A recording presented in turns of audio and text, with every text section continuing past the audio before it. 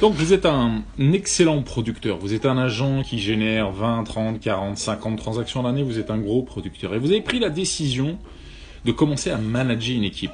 Première chose, déjà félicitations pour cette décision. Il y a un point qui est crucial que vous allez devoir prendre en considération, c'est que vous n'allez pas pouvoir reporter sur vos agents vos propres standards. Pourquoi je vous dis ça ? Si vous êtes un gros producteur, automatiquement vous avez des standards élevés.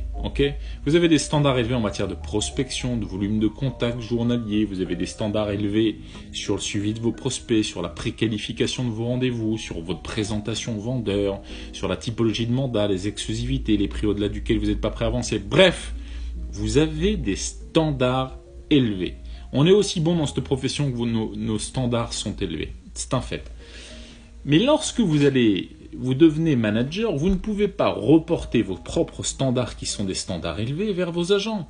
Pourquoi ? Parce que quand vous devenez manager, vous allez devoir apprendre que chaque agent est différent. Chaque agent a des objectifs différents, des standards qui seront bien évidemment différents.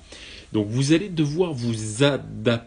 C'est le nerf de la guerre, vous adaptez et vous adaptez aux standards que vos agents vont vouloir se fixer à eux-mêmes. Votre job est un job d'accompagnement au niveau de la fixation des standards de vos agents. Ce n'est pas à vous de déterminer un standard coûte que coûte, sinon je peux vous garantir que vous allez être très malheureux. Prenez en considération une chose, vous allez devoir être donc dur envers vous-même, mais doux vis-à-vis de vos agents.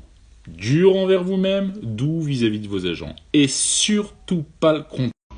Donc vous êtes un excellent producteur, vous êtes un agent qui génère 20, 30, 40, 50 transactions à l'année, vous êtes un gros producteur. Et vous avez pris la décision de commencer à manager une équipe.